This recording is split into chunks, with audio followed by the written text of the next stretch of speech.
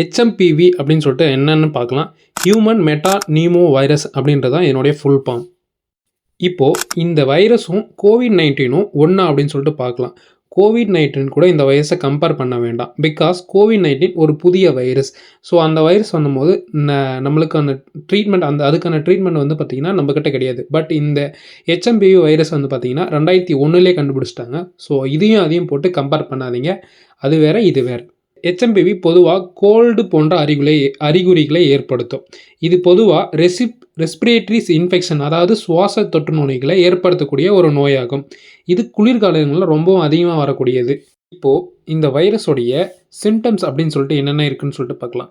running nose ஆகிறது stuffy nose, அப்புறம் cough, shortness of breadth, அடுத்து வந்து பார்த்திங்கன்னா சோர் த்ரோட், அடுத்து வீசிங், ஃபீவர், ரேஷ் அப்படின்னு சொல்லிட்டு இந்த